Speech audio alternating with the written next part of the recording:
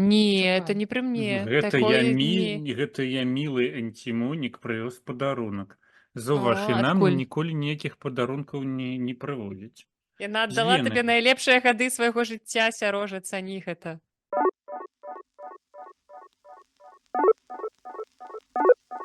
Вітаю, я Наста, а ты слухаеш Белліт, падкаст пра кнігі і каля кніжныя тэмы. І сёння у нас у эфіры спецвыпуск кніжнага клуба Аняхош. Спецвыпускам я гэта называю, таму што гэта выпуск часткова не запланаваны. Па ідэі мы мусілі б зараз размаўляць пра зусім іншую кнігу, але лёс склаўся так, што хрусці папалам.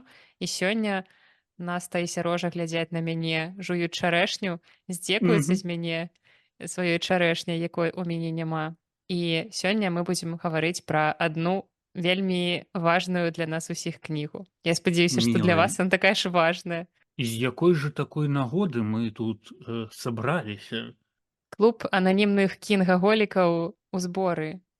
І вы зразумелі ўжо па назве гэтага выпуска, што сёння мы будзем гаварыць пра раман Стывена Кінга «Ззянне». Ну і што ты хочаш нам сказаць з гэтай нагоды? Я хачу вам з гэтай нагоды сказаць, што я пакуль што не вельмі асэнсоўваю, што адбываецца, але усе вельмі прасілі запісаць выпуск, дзе мы пагаворым пра гэтую кнігу, пагаворым пра тое, што такое быць перакладчыкам, як мне перакладалася і гэтак далей. А з кім я магу пра гэта пагаварыць лепш, чым з людзьмі, якія гэтую кнігу чыталі і там маюць нават трошкі нейкае дачыненне да яе. Ну і скажам так, што гэтая сустрэча ў нас неяк так атрымалася даволі незапланавана, і таму гутарка, магчыма, сёння ў нас атрымаецца ўвогуле такая вельмі вельмі экспромтная. Хаатычная. Ну вось я нават А калі проста яно нават не была іншае? ўяўляю, з чаго зараз пачынаць, што казаць і ўсё такое. Магчыма, што-небудзь такое хрэстаматыйнае, як я не памятаю, вы пісалі якія-небудзь там сачыненні, водгукі на творы, і там адзін з пунктаў у нас заўсёды класуха, мая настаўніца па беларускай мове і літаратуры патрабавала напісаць абставіны знаёмства з творам. Вось і таму як Ого, бы у нас такога не было. не Гэта у нават нас вельмі Тому прагрэсіўненька. што вы Не эти со Слободки мы. лашпеткі. Ну Я так, са это слабодкі, вы лашпеткі. синонімічнае. Вось. І таму, ну, мне было б цікава паслухаць ад цябе пра месца Кінга ў тваім жыцці. Вось, бо ты ж, як бы, я ведаю, што ты ўжо даўнішняя фанатка Кінга, што ў цябе, я не ведаю, мара твая была, не была, неяк так звязаць сваё жыццё з гэтым старыкашкам. Вось. І як бы, З багатым ну, старыкашкам на хвіліначку. давай, пачынай, расказвай што-небудзь пра тое, як ты любіш Кінга. Як сказаў адзін наш агульны знаёмы, трэба расказаць пра мой кінгаўскі бэкграунд. Я люблю Стывена Кінга прыкладна ўсё сваё жыццё, калі я пачала чытаць, таму што гэта быў той аўтар, якога ў дзіцячай бібліятэцы было вельмі шмат. І яны ніколі не задумваліся, што, мабыць, дзіўнавата ў дзіцячай бібліятэцы трымаць такія кнігі, але тым не менш яны трапілі мне ў рукі, і Стывен Кінг шчыльненька ўвайшоў у маё жыццё з глыбокага дзяцінства. Я, шчыра кажучы, нават не памятаю, якая моя кніга была першай. Мне вось такі яркі ўспамін з дзяцінства, як я еду ў тралейбусе з бібліятэкі дзіцячай, якая знаходзілася там за 10 прыпынкаў ад дому, і чытаю «Кладбище домашних животных». Таму мне падаецца, можа быць, гэта была першая моя кніга ў Кінга ці проста тая, якая запомнілася. Але мары перакласці Стывена Кінга ў мяне ніколі не было, таму што я ніколі сябе перакладчыцай-то не бачыла, ў прынцыпе. У мяне не было мары наогул перакласці штосьці і стаць перакладчыцай. Ну, было нейкае такое жаданне, ведаеце, як у любых людзей, у кожнага чалавека, у прынцыпе, які чытае, часткова могуць быць пісьменніцкія амбіцыі. Вось калі ты чытаеш нейкую клёвую кнігу, ты, можа быць, там падсвядома думаеш, што ну я б што-небудзь напісаў бы такое. Ну, карацей, Карацей, такое, я мець думаю, што і з нейкае перакладам. дачыненне да тэксту, не толькі вось пасіўнае Так, чытанне, але што-небудзь такое, ну, больш так, актыўнае. так. Ну і карацей, у мяне ніколі не ўзнікала такой думкі, што я магу перакласці Стывена Кінга. У мяне было задавальненне яго чытаць, але чым больш стала я станавілася, тым больш я разумела, што тым больш у мяне ўжо з'яўлялася нейкага літаратурнага досведу, потым з'явілася літаратурная адукацыя, і я зразумела, што штосьці тут не так. Я чула, як грэбліва людзі выказваюцца ў адрас Стывена Кінга, і потым да мяне дайшло. Блін, як жа херова яго перакладаюць на рускую мову. І пра дрэнныя пераклады Кінга ёсць у інтэрнэце проста процьма артыкулаў пра тое, як не тыя словы аказваліся не на тых месцах, калі перакладчык замест слова лось бачыў слова мыш, бо па-ангельску яны падобныя, перакладаў гэта як мыш, і такім чынам на сцяне ў пакоі з'яўлялася чучала мышы замест чучала лася, галавы лася. Ну вось такога я наслухалася, і у пэўны момант я перайшла на чытанне Кінга спачатку па-польску у польскіх перакладах, калі ўжо умела чытаць па-польску, а потым пачала чытаць яго ў арыгінале і зразумела, што як быццам бы я чытала іншага чалавека ўсё жыццё. Так, ён мяне прывабліваў сюжэтамі на рускай мове, але ну, аказалася, што гэта непасрэдны пісьменнік, які там дрэнна валодае мовай і толькі сюжэт умее ствараць. Аказалася, што Кінг добра піша. Зразумела, што гэта не нейкая там выбітная выкшталцоная літаратура, вартая нобелеўскай прэміі, але ў сваёй нішы Стывен Кінг даволі добра валодае мовай. І ну, ён, прынцыпе, умее пісаць. Не толькі сюжэты, але і прыгожа апісваць эпоху, каларыт, атмасферу, ўсё гэта ён выдатна умее словам ствараць. Ну і такім чынам я ўсё разумею пра Стывена Кінга, што гэта не найвыбітнейшы пісьменнік у свеце, але гэта выдатны пісьменнік у сваёй нішы. Ён не прэтэндуе на лаўры нейкага высокаінтэлектуальнага пісьменніка, але ён умее пісаць кнігі. І мне падаецца, што гэта пацвярджаецца тым фактам, што ён адзін з самых высокааплочваемых аўтараў у свеце. І ну, ясна, што гэта таксама не аргумент, таму што там таксама хапае ў гэтым спісе рознай літаратуры. Але ну, карацей, я з падазрэннем стаўлюся да тых снобаў, якія чуючы імя Стывена Кінга такі адразу я не чытаю такую літаратуру. Ну і добра, табе шчасця, здароўя. Ну, я з тобой, магчыма, не пагаджуся. Магчыма, для мяне Стывен Кінг крыху большае, ось, чым тое, пра што ты казала, бо як бы, ну, ён выходзіць за рамкі, ён выходзіць за межы таго, вось тое, што мы звыклі чуць пра містыку, пра літаратуру ў жанры хорар. Магчыма, гэта тое, што ты казала, але я гэта ўсё абуваю ў іншыя словы. І ён, ну, ён выбітны, ён выбіваецца, ён як Так, бы ён працуе у сваёй нішы ён па найлепшы. Таму што ён выходзіць з гэтай нішы, ён Так. выкарыстоўвае зусім іншыя прыёмы, ён выкарыстоўвае прыёмы іншых абсалютна жанраў уласцівыя, каторыя. Напрыклад, там, ну, не ведаю, у яго вельмі круты псіхалагізм, который я не ведаю, адкуль ён гэта ўсё набіраецца, адкуль ён начытваецца. Там вельмі шмат можна знайсці, ён вельмі інтэлектуальны чалавек, ён вельмі шмат ведае менавіта такіх гэта Ён усебакова адукаваны. грунтоўных ведаў датычна псіхалогіі. Тут як бы я ўпэўнены, што калі не ў арыгінале, то ў вельмі добрым перакладзе ён чытаў усіх і фрэйдаў, і юнгаў, і хайдэгераў, і ўсіх астатніх чувакоў, которые там, ну, да сучаснасці. Бо так раскладаць псіхалогію персонажа, як раскладае ён, гэта, ну, гэта немагчыма. І як бы калі б усе так маглі пісаць, у нас бы было б вельмі шмат Стывенаў Кінгаў, а так, ну, ён Ён пакуль што адзін. адзін, і нават ведаеш усе вось гэтыя, которые там падбіраюцца пад ягоную, там які-небудзь Дзін Кунц, які-небудзь Джо Хіл, который сын ягоны адначасова, яны пакуль што не дасягаюць вось гэтай высокай планкі, якую завысіў, якую паставіў Стывен Кінг. Таму як бы для мяне, ну, ведаеш, як бы шмат хто кажа там пра Джоан Роўлінг, тое, што яна як бы, ну, пра яе я лічу, што такое таксама, што пра яе зараз банальна казаць, што моя любімая кніга Гарры Поттер, што, ну, як бы, камон, зараз, ну, вельмі шмат іншай літаратуры, але і спыняцца на Гарры Поттэры, ну, сёлета гэта ўжо зашквар. Вось і такая ж трошкі падобная сітуацыя са Стывенам Кінгам. Але, ну, Стывен Кінг, ён, канешне, палепей у гэтым плане за Джоан А Роўлінг. яшчэ ён Магчыма, не чытаў проста ейныя дэтэктывы, але, ну. дэтэктывы норм. Але яшчэ Стывен Кінг паўплываў часткова, магчыма, на тое, што Наста зараз сядзіць у кніжнай шафе. Ну-ка, давай вось гэту брудную гісторыйку. Я аж ну разгубілася. Ты столькі шмат гаварыў, я паспела заснуць. Не, мне трэба яшчэ адну расказаць гісторыю абставіны знаёмства з творам. Ну, Не, давай. я б увогуле сказала, што Стывен Кінг у маім жыцці асабіста з'явіўся прыкладна, калі я была падлеткам, вось у гэтым узросце. Я прачытала «Кэрыш», так называецца, Мгм. гэта пра жанчыну, Першая, которая... так. Так. Жанчына, там падлетак быў. Дзяўчына, так. Ну, она ж было тым не тое. менш жанчына. Ну, дарэчы. Няважна. І я так пакрыху пачала чытаць, таму што мне вельмі спадабалася, наколькі моцна гэта было. Ну, то бок гэта стварыла такое уражанне на мяне зрабіла. І пасля я прачытала цёмную вежу, і я настолькі полюбіла гэты твор, гэты свет, гэты створаны вось усё тое, што там было. Я перачытвала гэты цыкл двойчы і хачу перачытваць яшчэ і мару пра пераклад цёмнай вежы на беларускую, вядома ж.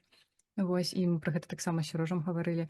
І ну, гэта настолькі Ну, тут трэба сказаць вартае, Мікіце важнае Грушэльны перастунак. Конечно. І цёмная вежа вось стала адным з найлепшых твораў увогуле ў маім жыцці. І калі я прыходзіла уладкоўвацца ў кніжную шафу, то якраз тады Наста праводзіла з намі суразмоўе, і яна нешта так невзначай запытала пра любімых аўтараў. Ну і вось я раблю там пэўны пералік, называю Кінга, бачу гэтыя агеньчыкі ў вачах у Насты і разумею, што вось яно штосьці такое здарылася. Ну, то бок Мэч. нават калі б я не працавала ў шафе, то вось гэты канект, які тады адбыўся, ну, гэта было штосьці вось такое вартае. І цяпер вось хто б мог падумаць, так, мы з Настай гэта абмяркоўвалі, тое, што прайшло столькі гадоў, і я цяпер магу патрымаць вось гэтае увасобленае зянне ў кнізе, і ну, гэта настолькі шыкоўна. Я настолькі за гэта люблю жыццё, за тое, што ты нават не можаш прадказаць нейкія рэчы, а яны настолькі класныя, настолькі цудоўныя, і гэта перабівае. Блін, такая Блін. клёвая закальцаванасць атрымалася ў вашай ўсёй гэтай гісторыі. У мяне таксама гісторыя абставіны знаёмства з творам таксама закальцованая. Цяпер мая чарга сказаць. 90-е гады я жыву ў малой Мы з Настай Слабодцы. нарадзіліся.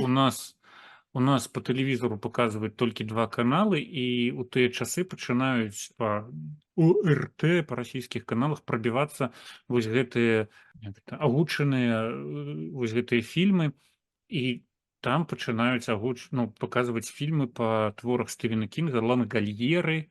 О боже, гэта Э, страх майго дзяцінства. Вось Гэта Лангальеры, настолькі потым жахліва, што нават прыўкрасна. потым чакай вось гэта буря сталеція, і таксама Так. паказалі адну з першых міні-серыял вось гэты па ззянню.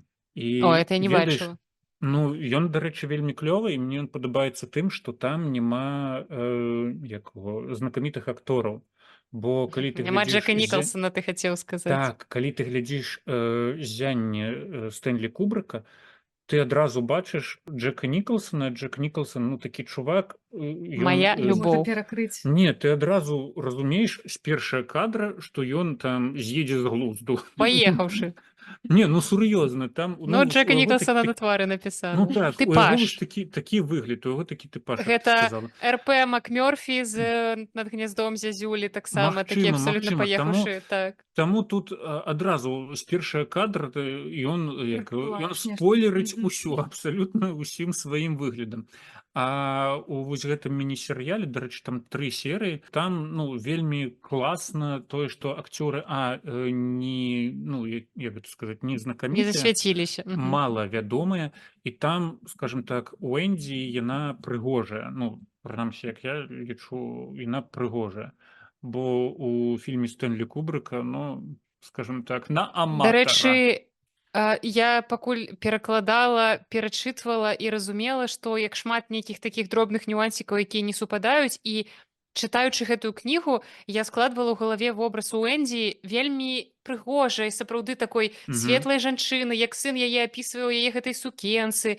І ну, яна ў мяне была ў галаве іншая. Ну, а гэтая жанчына, ну, трошкі дзіўнавата выглядае, шчыра Ну кажучы, так, так, у так. фільме. І як бы, ну, у кожнага свае густы, скажем так. Я агучыў Ачевидце. свой густ, даруйце, калі штосьці не так. Але магу сабе зараз уявіць, як там слухачы палезлі глядзець фоткі Ну, ззяння, хто ж там гэтыя серыялы, як я не выглядае кажу гэтая там актрыса. прыгожа, не прыгожа, я проста іншая яе бачыла. Яна ну, не Вось, пасуе, мне ну, падаецца. але вось глядзі, вяртаемся ў 90-е гады, калі я быў маленькі і такі это. І вось я гляджу там, вось гэтыя ўсе серыялы прадстаўляе, типа Лангальеры Стівена Кінга, Сияние Стівена Кінга, Буря сталеція Стівена Кінга.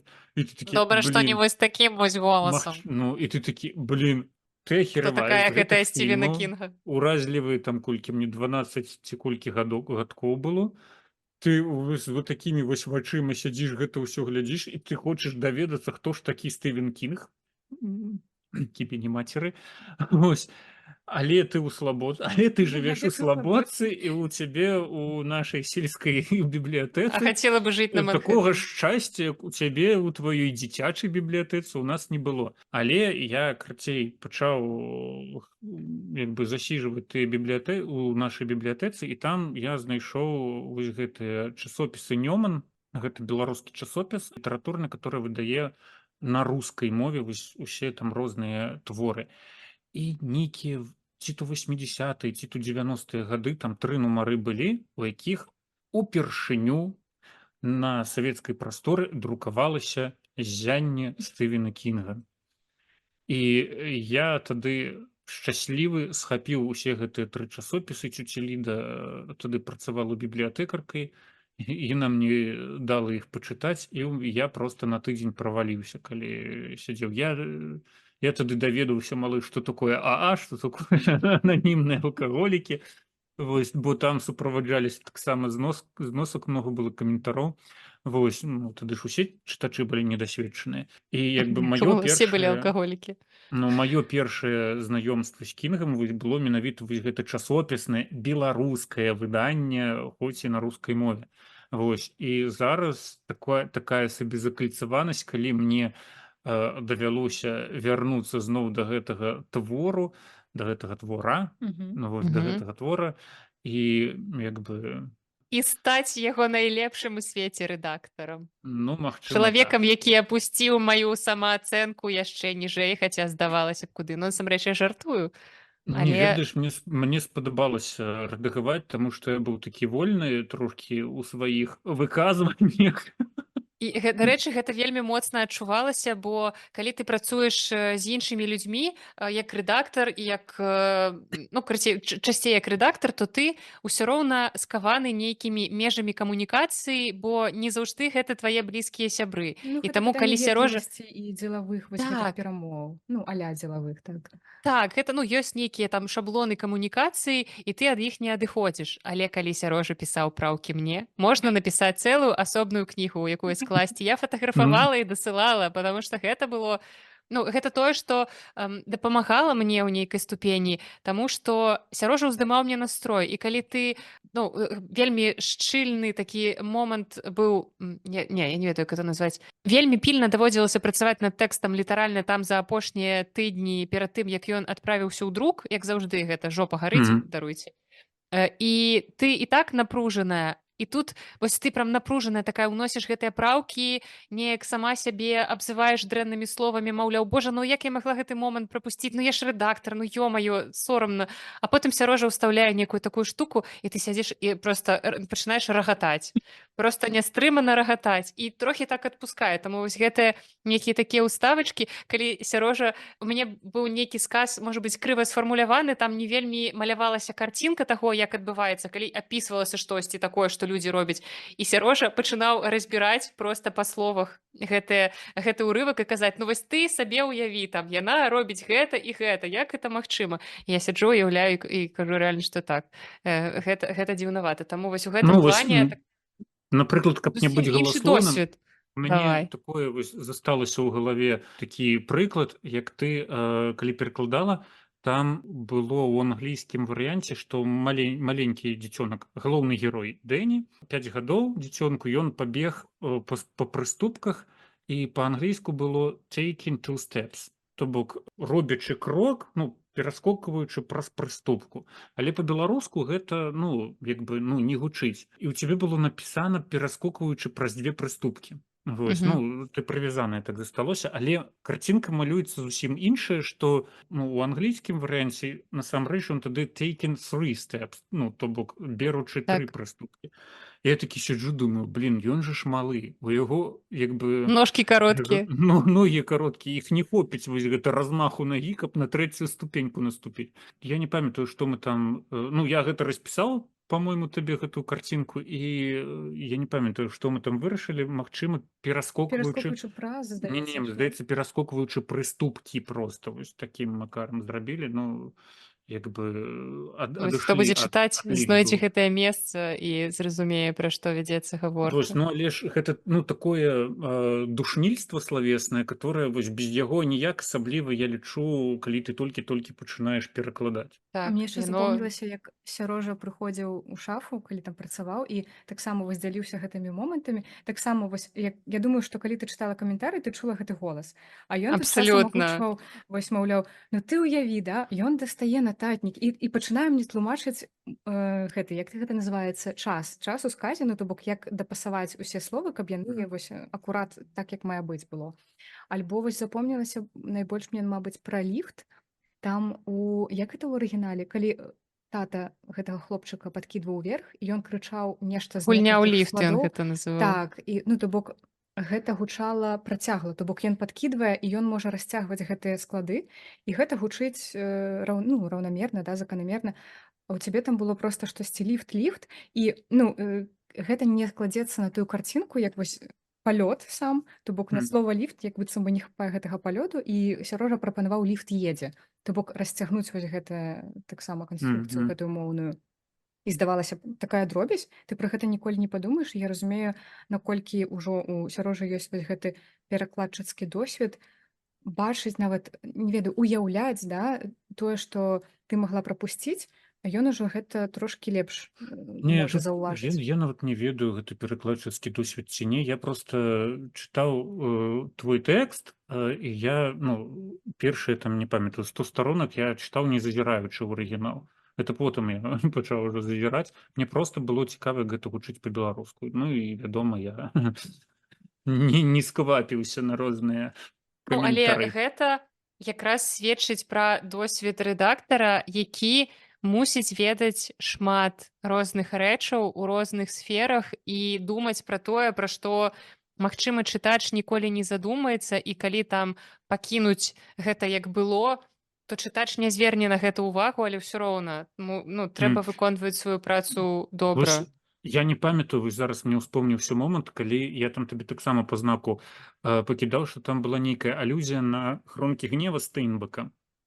І гэта вось, ну, літаральна там было адным сказам сказана, і ты не як бы калі ты не чытаў гронкі гнева, ты нават не ўбачыш гэту алюзію. Я такі памятаю, я ўбачу, і я не памятаю, мне трэба было просто пахваліцца перад табой, што я гэту алюзію Такі ўбачыў. начытаны. Мне было нецікава, ведал ты гэта ці не, але мне вось трэба было гэта пазнаць. Але насамрэч мне вось у гэтым плане было цікава зазіраць у рускі пераклад, таму што ён даволі дрэнны. Іх здаецца некалькі, але той пераклад, у які я зазірала, ён даволі дрэнны, таму што там ёсць процьма момантаў. Ну я разумею, што Ты ён выбірала рабіўся самы даўно. дрэнны сярод па рэйтынгу? Не, я просто самы папулярны ўзяла. Які вось актуальны, які выдаецца ў АСТ найбольш актуальны. І там, канешне, было не так дрэнна, як у аўтаспынам па галактыцы АСТшным, але тым не менш там было шмат такіх момантаў, якія проста банальна перакладчыку, мабыць, не хапіла гугла, бо гэта рэчы, якія гугляцца літаральна за хвіліну. Калі там штосьці накшталт, там, па-мойму, у хлопчыка былі трэнінг пэнс, і ён так гэта і пераклаў як трэніровачныя штаны. І нават не здолеў загугліць, што гэта падгузнікі, якія, трэніровачныя штаны ў пяцігадовы, там нават не пяцігадовы, ён там яшчэ меншага ўзросту быў. Ну, проста таксама там было нейкі момант з карцінамі па нумарах. Ну, усе ведаюць, што такое карціна па нумарах, зараз гэта даволі папулярная штука. А на той момант, мабыць, у Расіі гэта не было распаўсюджаным, і ён не ведаў такога тэрміна ў англійскай мове, хаця ў кінга гэта там 70-е гады.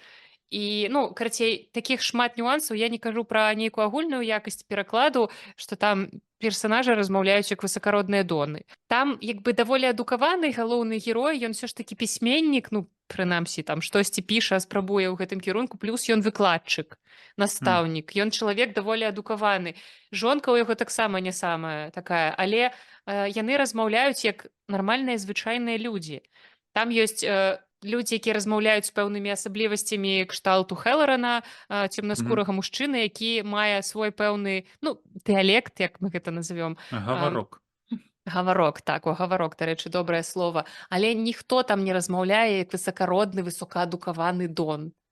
І, скажем так, сам Кінг таксама, дзе можна ўляпіць якую-небудзь такую гутарковую рэмарачку, ён будзе гэту ляпіць так, як кажуць людзі звычайныя.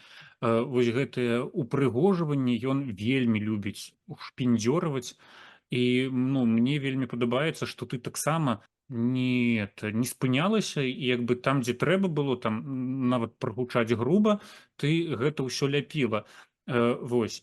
У мяне склалася такое адчуванне, што вось пасля майго вось гэтага вельмі такога суровага марша па тваім тэксце, сама кніжка, яна стала крыху больш мужчынская, калі можна так сказаць, бо я там, ведаеш, ну, сказаць па шчырасці, я вельмі шмат скарачаў цябе, вельмі шмат вось гэтых левых словаў выкідаў, ну, левых словаў у двукосе, назовем гэта так. І як бы ад гэтага, мне здаецца, агульнае ўспрыманне тэксту зрабілася больш такая сухая, больш кінгаўская, больш мужчынская, якая яна павінна быць. І што яшчэ? І ну таксама там парачку такіх вострых, меткіх слаўцоў ну, дадалося. Там ёсць такія словы, якія вось, ну, мне здавалася, я пераклала гэты момант нармальна, а Сярожа такі піша, што а можа быць вось гэтае слова лепш, і я бачу, наколькі ну проста слоўнікавы вакабуляр Сярожы больш багаты на розныя такія слоўцы народныя, бо я вырасла ўсё ж такі ў горадзе, і вялікую частку камунікацыі я мела ў горадзе, і так у мяне былі бабуля і дзядуля вясковыя, але яны таксама не валодалі такім багатым вакабулярам. У мяне няма, ну мне там знаёмыя часам расказваюць, вось моя бабуля так казала, моя бабуля так казала, а моя бабуля не казала. Яна размаўляла на трасянцы, але я вельмі рэдка ад яе чула нейкія сакавітыя выразы, і як быццам бы мне папросту не было адкуль іх набрацца. І цяпер ужо працуючы з тэкстамі, я разумею, наколькі гэта важна, і у мяне ўжо ёсць асобны там файлік і нататнічак, куды я записываю, як Сярожа гэта робіць, я ведаю, нейкія такія слоўцы трапныя, якія я вышукваю дзесьці ў літаратуры, асабліва калі ты чытаеш класіку. І вось мне вельмі не хапае гэтага, і таксама ў працы над Кінгам я зразумела, што мне вельмі не хапае ведаў прыказак і прымавак. Гэта проста гэта моя ахілесава пята. Вось я лепш аперырую нейкімі вось такімі выразамі, чымсьці такім беларускім народным, хаця калі быў гэты, як ён называўся? Буслік, конкурс гэты школьны на беларускай мове. Я калісьці там заняла нейкае высокае месца, і мне падарылі слоўнік прыказак і прымавак. Вось хіба трэба яго проста прачытаць ад пачатку і да канца. Так, я нават карысталася ім для урокаў. Гэта тое, пра што я кажу, і тое, чым я карыстаюся, тое, што я шмат чаго чуў таксама ад каго, што адкрываеш вось гэтыя зборнікі і проста банальна сядзіш чытаеш. БНТшная, беларуская народная творчасць, там любы том, там колькі іх 30 ці колькі 40, вось там прыказкі, прымаўкі, 2 тамы. Вось просто чытаеш, падкрэсліваеш тое, што табе падабаецца. І у мяне штосьці там выслоўе ў мяне ёсць у Вордзе, каб банальна шукаць пошукам Во, гэта ты мне дасылаў, так. Вось, бо, ну, як бы... Я гэтыя словы прыкмячаю цяпер выразы літаральна паўсюль, не толькі з кніжак. Вось з апошняга майго улюбёнага, гэта калі я слухала падкаст «Тэхнавука», там вядучы Віталік Аляхновіч ужыў аднойчы выраз «ні з грушкі, ні з пятрушкі». Просто абажаю. А яшчэ было як гусь на бліскавіцу нядаўна. Я не памятаю, дзе я гэта вычытала, але глядзець як гусь на бліскавіцу таксама трапіла ў мой вакабуляр цяпер, замацавалася. Мне падабаецца выраз глядзець як сабака ў чоўне. О, гэта ты любіш нам расказваць. А яшчэ пра стаячага сабаку. Стаячы сабака, так. Стаячы сабак, вось, гэта добрая назва для падкаста. падкаста. Сказаў, гэта я пачынаю запамінаць тое, што людзі гавораць вакол, ну, вось як я домой прыязджаю, там за мамай записываюць, там калі у нас там зборышча сямейныя ці не сямейныя, просто як бы слухаць і як бы потым хутчэй ў тэлефон гэта ўсё записываць, бо, ну, блин, натуральнае маўленне, натуральная гутарка, яна дасць нашмат больш. Просто ўспомніла, як ты нам дасылала, як ты Аня Гош уставіла ўпершыню і дзявілася, што вось нарэшце гэты там, момант. здаецца, нават 2, по-моему, там не адзін раз сустракаецца Аня Гош. Разы 2-3 дакладна. Ну Так, ўсё, гэта цяпер было усе просто хворыя на гэтыя словы. Хоць. Усе хворыя на гнявож. Я зараз Вось. чытаю заўмянянаў новае гэтае выданне ад шупы кніжку кульбака і там таксама я літаральна дзесьці на палове сустрэла слова нягош абавязкова трэба было сфоткаць але я яшчэ хацела сказаць наконт прыказак прымавак што з гэтым таксама не трэба перабольшваць бо будзе дзіўнавата калі ў 70-е гады негры ў цябе размаўляюць раптам такімі сакавітымі Ну, беларускімі выразамі у гэтым у цябе і палягае твая праца перакладчыка, каб знайсці вось гэтую залатую адаптаваць сярэдзіну і адаптаваць нармальна, каб гэта гучала. І як бы калі ты слухаеш, ну, чытаеш, як кажа Хэллоран, негр, ці як правільна іх там афраамерыканцамі называць, што ён гаворыць. Ты, дарэчы, неграмі іх называла ў кніжцы, так? Так, таму што ну Ага. там ну выразы у дачыненні да Хэллорана ну пару разоў сустракаліся такія даволі М. грубыя слоўцы асабліва калі там ён ехаў па заснежанай дарозе ледзь не наехаў там не ўмазаўся ў іншую машыну і ён сам пра сябе кажа што я там ажно чуў як гэты чэл з машыны там выносіць мяне апошнімі словамі і ну гэтая кніжка даволі неталерантная для нашага часу але цалкам у духу эпохі і тады калі я напісалася і тады пра якую эпоху я напісалася таму у мяне таксама быў асобны кайф устаўляць нейкія вось словы лаянкавыя ў гэтую кнігу Таму што у жыцці усе мае сябры якія глядзяць на мяне з экрана ведаюць што я ў жыцці не ўжываю лаянку ну я вельмі у тэкстах я таксама ну паведамленнях я не карыстаюся гэтымі словамі ну просто няма ў маім лексіконе гэтага і таму для мяне было асобным квестам устаўляць гэтыя словы там дзе яны дарэчы і вось моя ну нават не абавязкова маты просто нейкія лаянкавыя словы гэта ў прынцыпе я магу ўжываць і таму для мяне было асаблівым кайфам што гэтая кніжка пачынаецца фразай Джек Торренс падумаў напышлівы дробны хрен хто б мог падумаць што калі-небудзь я буду ўжываць слова хрен у літаратуры мне будуць за гэта плаціць Ну, нармальна, гэта нармальна. Ну, для сядзяння гэта вельмі офігенна. Дарэчы. Магчыма, Кінг рабіў стаўку вось гэтым першым сказам на тое, каб там прыцягнуць увагу чытачоў.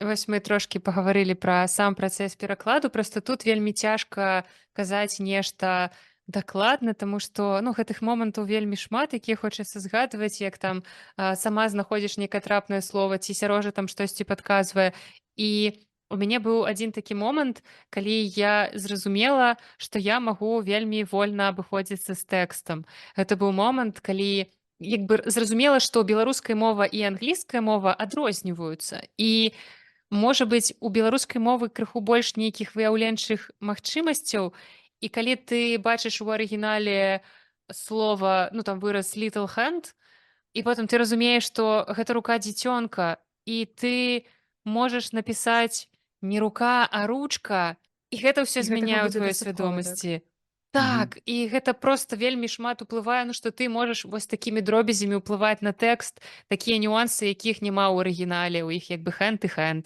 Окей hand little hand а у нас ёсць рука і ручка і гэта ну там так У нас прыемна яшчэ ўражвае рученька, у нас яшчэ ручанька ручачка. ручышча ой І боже гэта мільён варыянтаў проста. І ну, для мяне, напрыклад, калі перакладаю вось гэтыя, здавалася б, банальныя адкрыцці, яны проста цябе як гэта узварушваюць просто з кожным разам усё болей і болей, што ты ну, рэальна паглыбляешся у тэкст, адначасова ў мову, адначасова пачынаеш бачыць больш магчымасцей мовы і больш магчымасцей выразіць сябе, выразіць тэкст.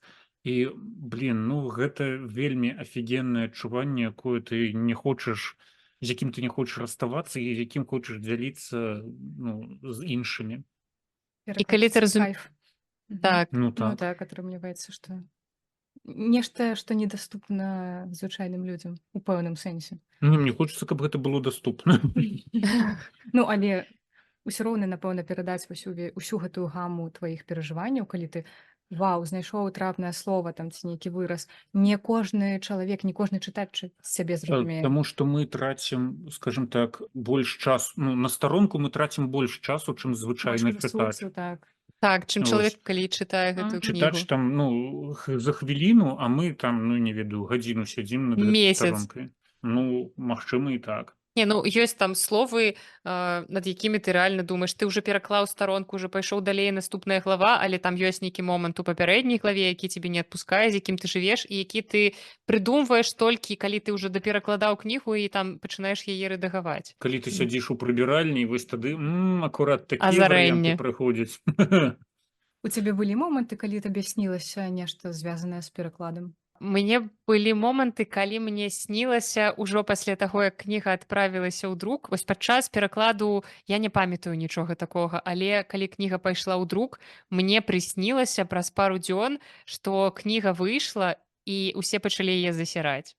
Што ўсё вельмі дрэнна, там дрэнны пераклад, кніга дрэнная, і я прачнулася, рэальна гэта быў нейкі халодны пот, і я такая: ну не можа гэтага быць, яе прачыталі столькі людзей, не, там усё нармальна, ну калі там ёсць нейкія касякі, то як бы ну камон, 600 сторонак, зразумела, што ну, для дасканаласці там трэба 10 гадоў працаваць гэтай кнігі, ну это мне зараз так падаецца.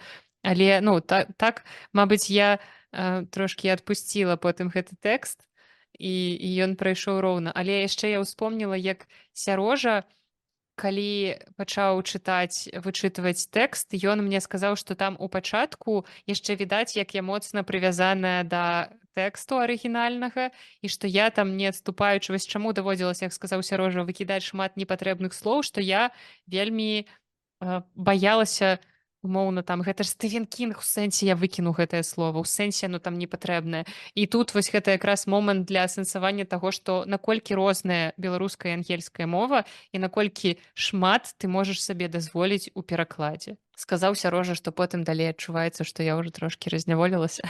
Спадзяюся, што гэта так і было. І яшчэ адна тэма, якую б мне хацелася закрануць у сувязі з Кінгам, гэта тэма, мае падпісанты часта пытаюцца, чаму важна наогул, што Стывен Кінг з'явіўся па-беларуску? Што ў гэтым такога асаблівага і чаму ўсе так радуюцца? Мы з вамі радуемся, бо мы любім гэтага пісьменніка. Ну, я не ведаю, мне здаецца, гэта ж Кінг па-беларуску. Як можа быць інакш? Якая рэакцыя? Так, як быццам бы гэта тое, што даўно мусіла з'явіцца, тое, што мы бачым арганічным з'яўленне чаго пасля таго, як мы маем Гары Потара. І тое, чаго гэта не хапае арыгінальнай беларускай літаратуры. Таксама так, немалаважна. жанравая літаратура, наш любімы конь, на якога мы часам сядаем, але гэта адначасова тое, што казаў у пачатку Сярожа, што Стывен Кінг адначасова як бы жанравая літаратура і выходзіць за межы свайго жанру, таму што Стывен Кінг, ну наогул раннія ягоныя творы сапраўды там ёсць такія прахадныя ужасцікі, ну такая літаратура сапраўды можа быць не вельмі, але з узростам Стывен Кінг расце над сабой і ў тым ліку ягоныя творы становяцца таксама, як згадваў Сярожа, больш псіхалагічнымі. І што мне яшчэ вельмі важнага хацелася заўважыць, якраз вось Наста казала пра Кэрі. Стывен Кінг адзін з нямногіх аўтараў мужчын, які умее апісваць жаночыя вобразы. Я не ведаю, што на гэта паўплывала. Магчыма, гэта шыкоўная жанчына, якую завуць Табіта Кінг, якая побач з ім амаль усё ягонае жыццё, ягоная жонка, якая сама таксама, наколькі я памятаю, ну, не пісьменніца, прям пісьменніца, але таксама ну, нейкае дачыненне да пісьменніцтва мела. І яна, я думаю, шмат у чым яму дапамагае, і, магчыма, гэта паўплывала. Таксама у яго ёсць дачка, то бок ён бачыў, як дзяўчынка ў сэнсе дзіця расце і развіваецца, але гэта вельмі складаная тэма і ў мяне ёсць шмат прыкладаў замежных аўтараў, ад якіх я крынжую, чытаючы іх жаночыя вобразы. А Стывен Кінг гэта робіць супер. Вось тая ж Кэрі гэта паказаць пакуты і стан дзяўчыны, якая ўпершыню сутыкнулася з месячнымі, з такой, ну, як бы тэмай, асабліва калі ты расцеш у рэлігійнай сям'і, якая, як вы разумееце, не надта абмяркоўваецца. І Стывен Кінг проста філігранна паказаў псіхалогію падлетка. Ці таксама з ідэальных вобразаў гэта девочка, которая любіла Тома Гордона. Я называю гэтыя кніжкі па-руску, таму што ўпершыню чытала іх у рускім перакладзе. Таксама гэта псіхалогія дзяўчынкі, якая заблукала ў лесе, або Далорес Клейборн, Мізері. Гэта ўсё проста шыкоўныя прыклады. Ну, мне падаецца, што жаночыя персанажы ў яго атрымліваюцца лепш, чым мужчынскія. І тая ж Уэндзі ў зянні. Ну, яны сапраўды вельмі аб'ёмныя і вельмі праўдападобныя. То бок ты чытаеш і пагаджаешся. Ну, сапраўды, як мужчына можа вось гэта ўсё прапісаць. Ну, і так я таксама чула пра тое, што яму жонка з гэтым вельмі дапамагала.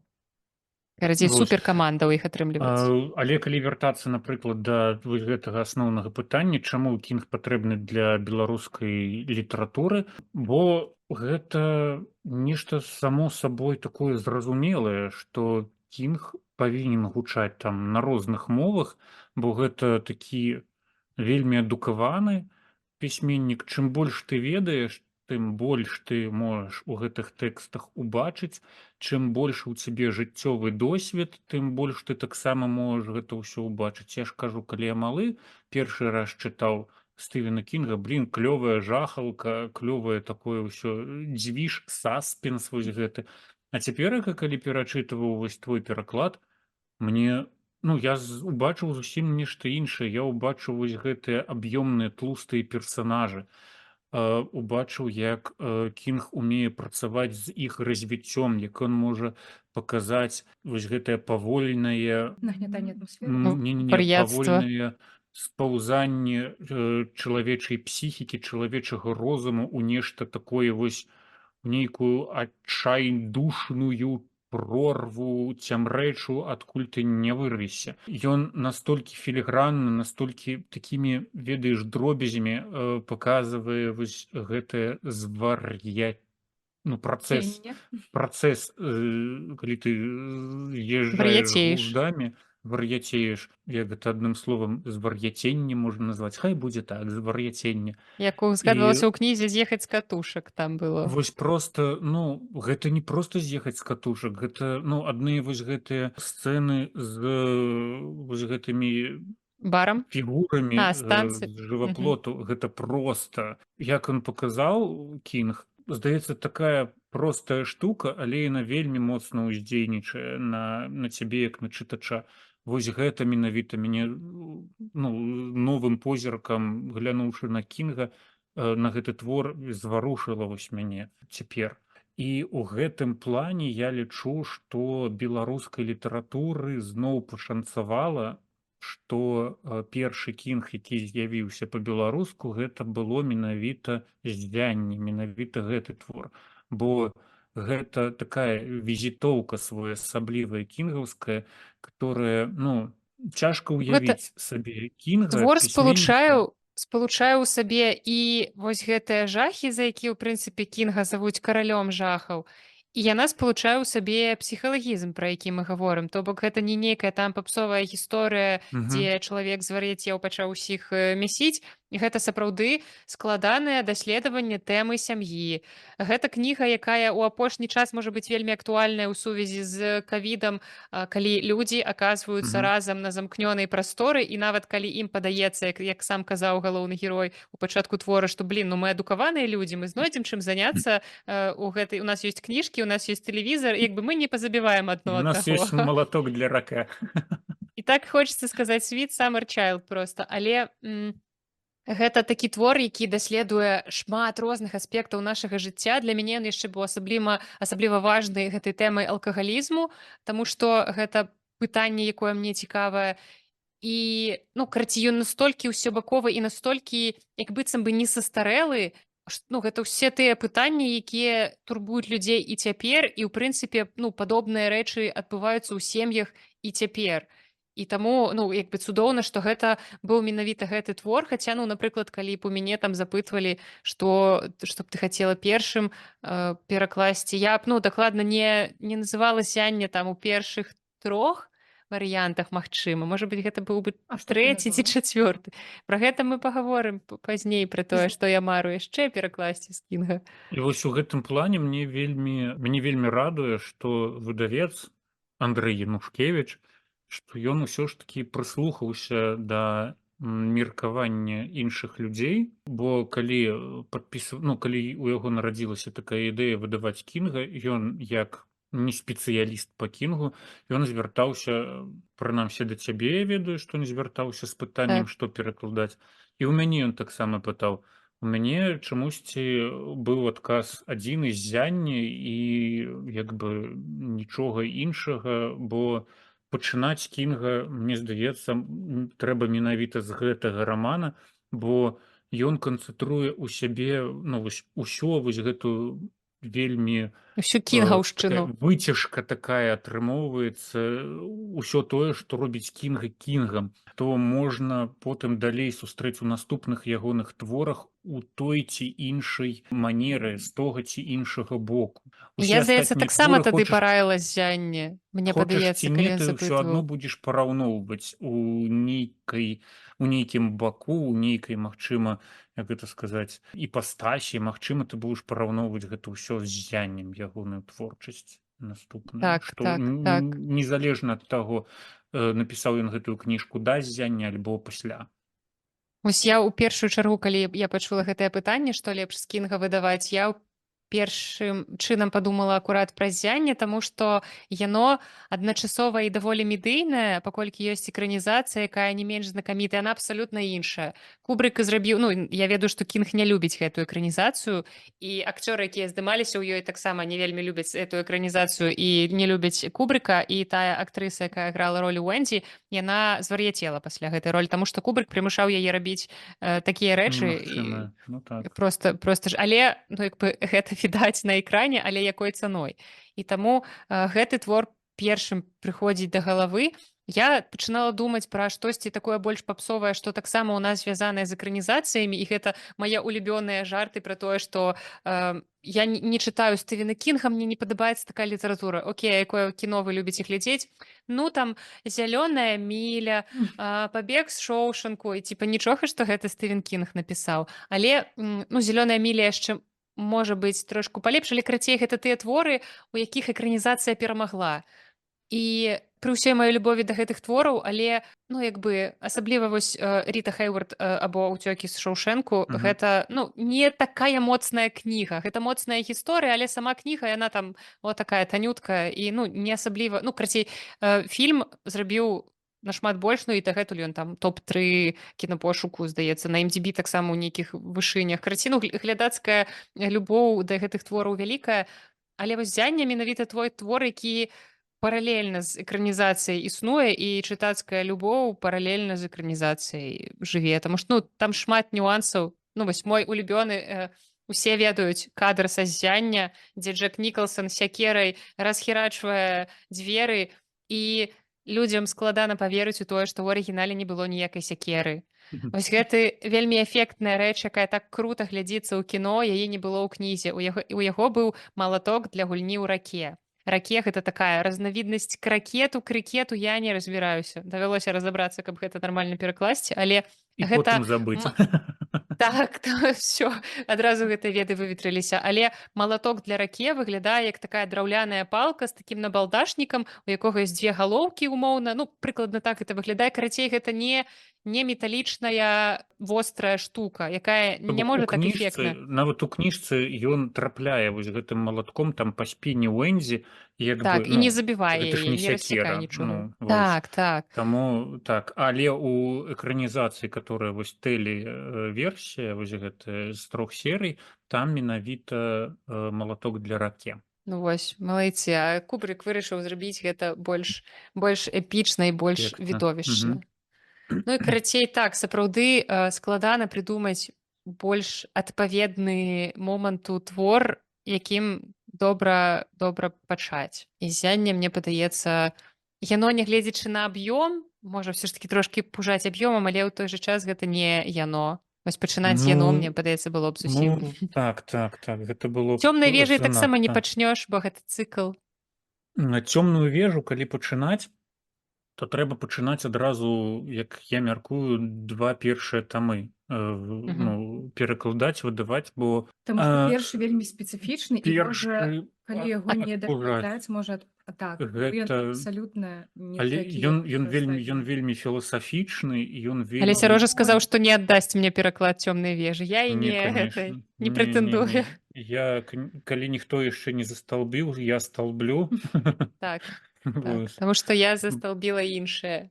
Вось тут, дарэчы, мы можам пагаварыць пра тое, якую кнігу Кінга я б яшчэ хацела перакласці, якую вы б хацелі бачыць і якую б я хацела перакласці. Вось як Сярожа мы зразумелі, хоча перакласці цёмную вежу, правильно? Я б хацеў бы з Кінга ўбачыць першую чаргу цёмную вежу, потым яно. Ўсё ж такі гэта таксама такі класічны твор. Я не хачу это перакладаць. І магчыма, што-небудзь там з апошняга, Свеженькія апошні раманы, там. так?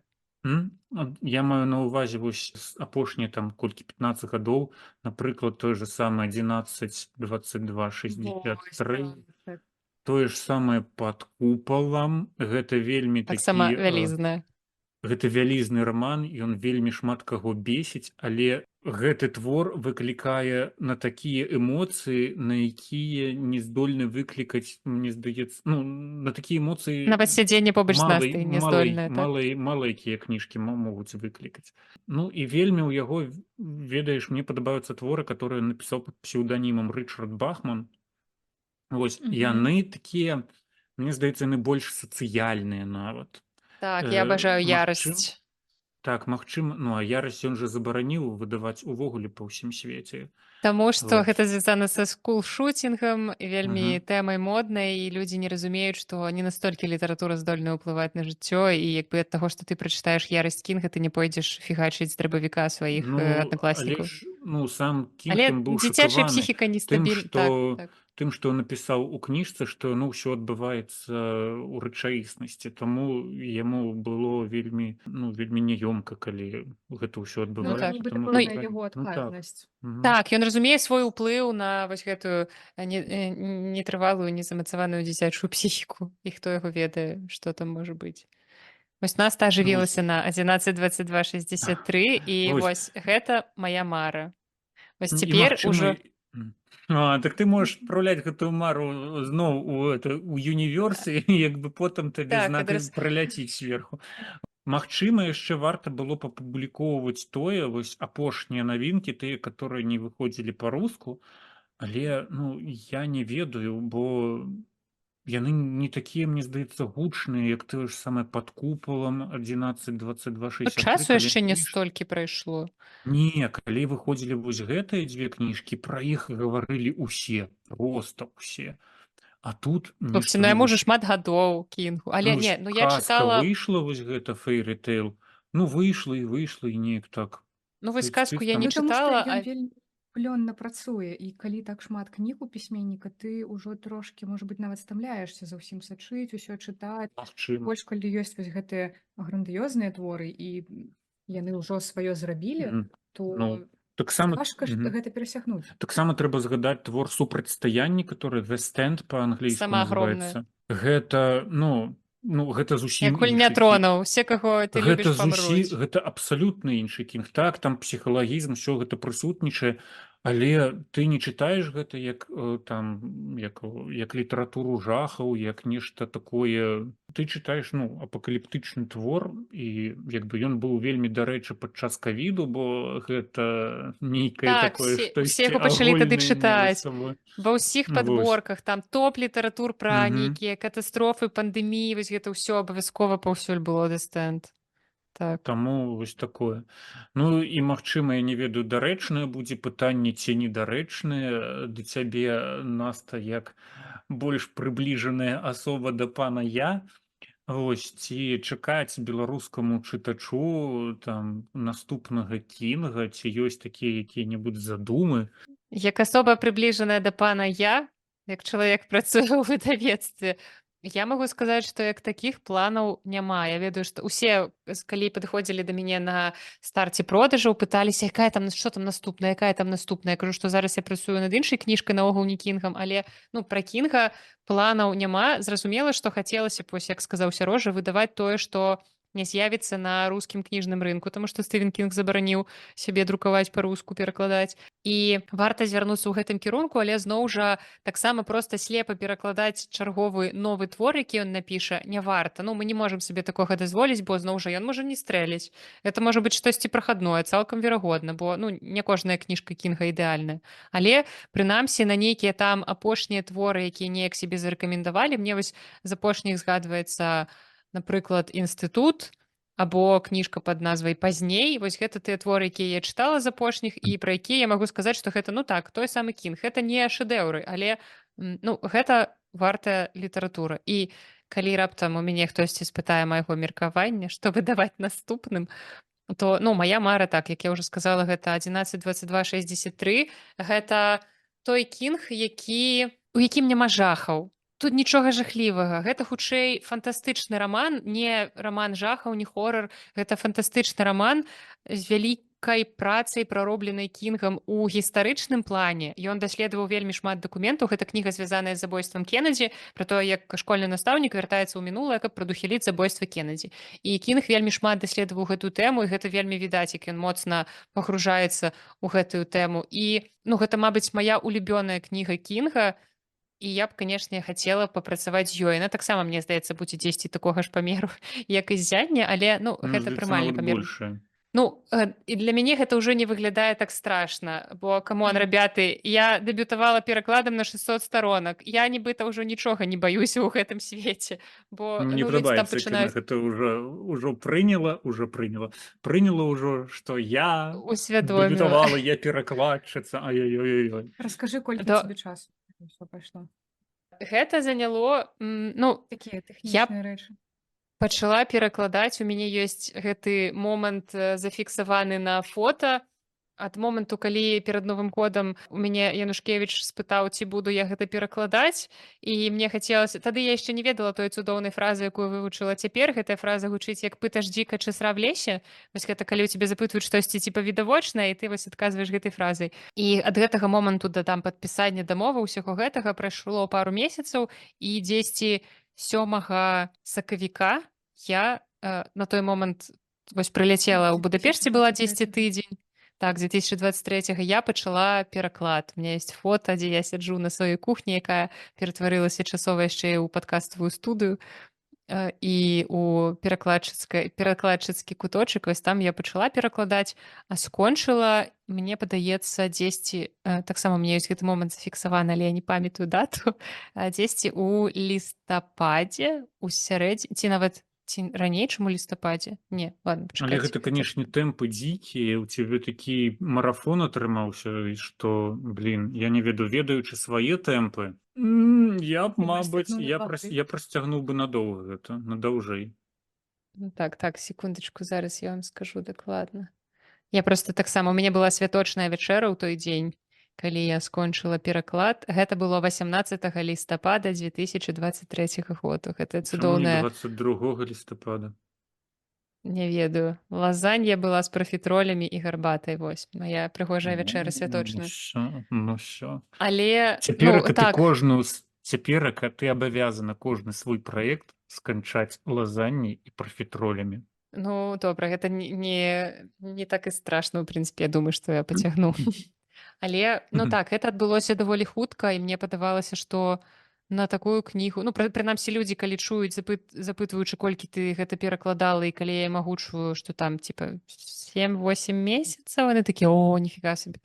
Але, ну, я разумею, што было б больш часу, было б лепш. Але, ну, зараз мне не хочацца там разгортваць кніжку, вышукваць нейкія касякі, як у мяне на кніжным кірмашы Уладзь Лянкевіч, музыка і перакладчык, спытаў у мяне, ці ёсць у мяне такое, што вось я разгортваю кніжку, перачытваю гэтыя радкі і такая, ну, блін.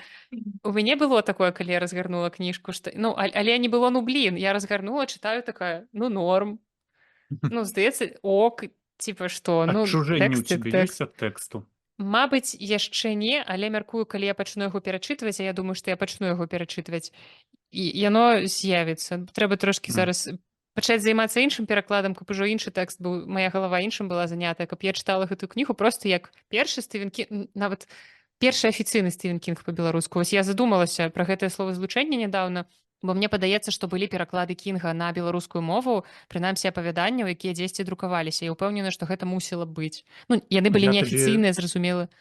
Я табе скідываў спасылку, што на беларускім радыё афіцыйна Во, выходзіла аўдыёверсія апавядання «Здольны вучань» вось, Стэвена вось. Кінга. Я І не таму я ведаю, мяркую, на што і якіх правах гэта друкавалася. ўсё выходзіла, але на дзяржаўным дзяржаўным радыё гэта ўсё Это не выходзіла. паказальнік. Але я проста, калі я не памыляюся, калі калісьці выходзіла ў нас у выдавецтве кніжка Лаўкрафта «Кліч Ктулху», гэта быў зборнік апавяданняў, у якім было 3 перакладчыкі, калі я не памыляюся. І на прэзентацыі гэтага зборніка перакладчыкі казалі, адзін з іх, прынамсі, што ён, па-мойму, перакладае Стэвена Кінга. І вось мне гэта адклалася ў мяне ў галаве, таму магчыма, Стэвен Кінг па-беларуску калісьці друкаваўся, і таму я так з апаскай выкарыстоўваю гэты выраз першы кінг па-беларуску. Я дадаю першы афіцыйны кінг па-беларуску, легальны, на якога купілі правы, ўсё не пірацтва. Таму вось з тэхнічнага боку гэта выглядала вось так, што я працавала там 7-8 месяцаў над гэтым. Я проста не магу ад лістапада адняць сакавік і вы падлічыць, колькі мусіце гэта. дасылаць вось гэтую кнігу у Арыгінальным Праваўладальнікам. Так, звычайна ў як кантракце, ты ў думаеш, дамове Кінг убачыць яе? мне вельмі хацелася б. Ведаеце, улічваючы, што Кінг вельмі актыўны ў сацыяльнай сетцы, якая цяпер называецца X, ён вельмі актыўна твіціць, і можна было б зладзіць такі флешмоб, ведаеце, фоткаць гэтую кніжку, тэгаць Кінга і пісаць, што типа першае выданне сяння па-беларуску, типа дзякуй, што далі правы, там дзякуй, што дазволілі, там вы клёвы, карацей, некая такая вось трошкі падлабуньвацца да Стэвена Кінга. Але гэта было б прикольна. Я, канешне, фантазірую тут, але Але ў цябе мы столькі падпісантаў, мы цалкам гэта можам зладзіць. Пытанне, што ў цябе было самае цяжкое, калі ты перакладала? абстрагавацца ад сіндрому самазванца. Не, а чыста тэхнічна, вось які самы Чыста тых- цяжкі момант, месца самае цяжкае, якое аказалася для перакладу? Ты можаш зараз Чыста загадаць? тэхнічна гэта сраныя гукі. Гэта ўсе гэтыя лязгаты, скрыгатанні, трэск, шоргаты. Просто мой вакабуляр, цудоўнае слово вакабуляр, не ведаю, чаму я раптам сёння пачала яго выкарыстоўваць, але мой вакабуляр папоўніўся велізарнай колькасцю таго, што можа рабіць малаток, як ён можа свісцець, што могуць рабіць, я не ведаю, ланцугі ліфта. Карацей, гэта такія рэчы, якія так непрыгожа часам гучаць па-беларуску, таму што гэта непрыгожа гучыць па-беларуску слова там скрыгочучы ці штосьці такое. І з гэтым трэба было нешта рабіць і ўсе гэтыя рэчы замяняць. І вось гэта было проста пекла, якое я зараз згадваю з такой цеплынёй, што здаецца, атрымалася нядрэнна. Як мне падаецца, але можа быць, яно толькі падаецца, бо гэта рэальна было вельмі няпроста. Больш вось ажно такіх момантаў, на якіх мяне падкідвала, не было. Былі так цяжкія моманты, якія былі звязаныя з тым, што я там дэбютант, многія рэчы я проста не ведаю, нават не тыя рэчы, якія там можна даведацца, калі ты скончыў курс перакладу ва ўніверсітэце, а банальна тыя рэчы, якія вось Сярожа ведае, таму што ён пераклаў там ужо не 100 старонак з мовы, з нямецкай, з англійскай. І ён гэтыя рэчы даведаўся з уласнага досведу, а я гэта адкрываю цяпер, і часам здараюцца азарэнні нейкія. Гэта класна, што яны здараюцца. Так. Гэта вельмі прыгожа ў гэтым занятку, у гэтай дзейнасці. Так, і калі ты сам разумееш, што ты перачытваеш свой тэкст пачатковы і бачыш у ім хібы і разумееш, што далей ты ўжо рабіў не так. І таксама вельмі складанай рэччу было абстрагавацца ад тэксту, калі ты рэдагуеш сама сябе. Вось гэта такая дзіўная дэфармацыя, якая адбываецца, калі ты перакладаеш. Не ведаю, Сярожа заўважаў такое ці не, што ты як быццам губляеш сваю прафпрыдатнасць як рэдактар. І ты глядзіш на тэкст іншымі вачыма. То бок, калі табе паказваюць ужо потым, калі рэдактар і іншы рэдагуе твой тэкст, паказвае табе памылкі, і ты такая, ты ж гэта ведаеш, гэта відавочная рэч, ты столькі разоў гэта правіла ў іншых людзей, а ў сваім тэксце ты гэтага не заўважыла. Вось гэта такое дзіўнае разуменне, як ты можаш раптам атупець. Не ведаю, як гэта назваць. Ну, гэта, канешне, такая штука.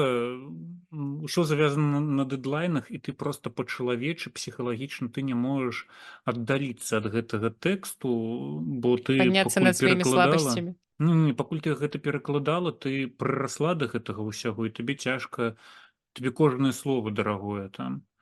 Каб аддаліцца ад гэтага тэкста, трэба трошкі пражыць.